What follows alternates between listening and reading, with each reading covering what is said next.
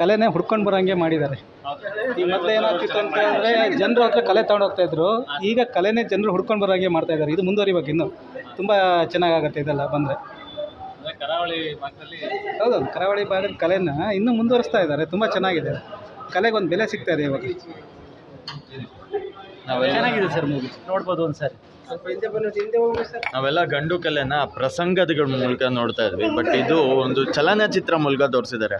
I think ನಾವೆಲ್ಲ ಒಂದು ಪ್ರಸಂಗ ಅಂತ ಮೂವಿ ನೋಡೋಕೆ ಹೋಗ್ತೀವಿ ಅಥವಾ ಒಂದು ಶೋ ನೋಡೋಕೆ ಹೋಗ್ತೀವಿ, ಇದು ಮೂವಿನೇ ಮಾಡ್ಬೋದು. ಒಂದು ಪ್ರಸಂಗನ ಇಟ್ಕೊಂಡು ಯಕ್ಷಗಾನ ನಮ್ಮ ಕರಾವಳಿಯ ಗಂಡು ಕಲೆ, ಆ್ಯಕ್ಚುಲಿ ಗಂಡು ಕಲೆನ ಭಾಳ ಅದ್ಭುತವಾಗಿ ತೋರಿಸಿದ್ದಾರೆ. ಜೊತೆಗೆ ನಮ್ಮ ಶಿವರಾಜ್ ಕುಮಾರ್ ಅವರ ಎಂಡಿಗೆ ತುಂಬ ಅದ್ಭುತವಾಗಿದೆ. ದಯವಿಟ್ಟು ಎಲ್ಲರೂ ಬಂದುಬಿಟ್ಟು ಈ ಥರ ಕನ್ನಡ ಸಿನಿಮಾನ ಥಿಯೇಟ್ರಲ್ಲೇ ನೋಡಿ, ಮತ್ತು ಈ ಥರ ಒಂದು ಹೊಸ ಜಾನರನ್ನು ನಾಳೆ ದಿನ ನಿರ್ದೇಶಕರು ತಗೊಬರೋದಕ್ಕೆ ತುಂಬ ಚೆನ್ನಾಗತ್ತೆ. ರವಿ ಬಸ್ರೂರ್ ಅವ್ರಿಗೆ ಆಲ್ ದ ಬೆಸ್ಟ್, ಒಳ್ಳೆಯದಾಗಿ. Excellent music, performance also good, re-recording is one of the best in his career. Some reputed actors should be acted for mass film, then only he will get the credits.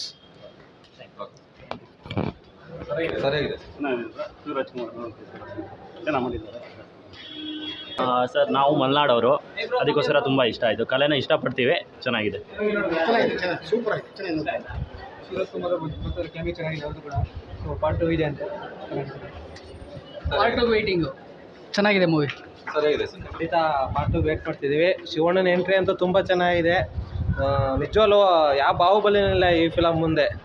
ಆ ಥರ Ravi ಬಸ್ರವರು prove ಮಾಡಿ ತೋರಿಸಿದ್ದಾರೆ. ಖಂಡಿತ ನಾನು next ಮತ್ತೆ ಬಂದು ನೋಡಬೇಕು. ಒಂದೊಂದು ರೋಮನೆ ಎದ್ದು ನಿಂತ್ಕೊಂತಿತ್ತು, ಅಷ್ಟು ಫಿಲಮು ಕ್ಯೂರಿಯಾಸಿಟಿ ಇದೆ. Thank you.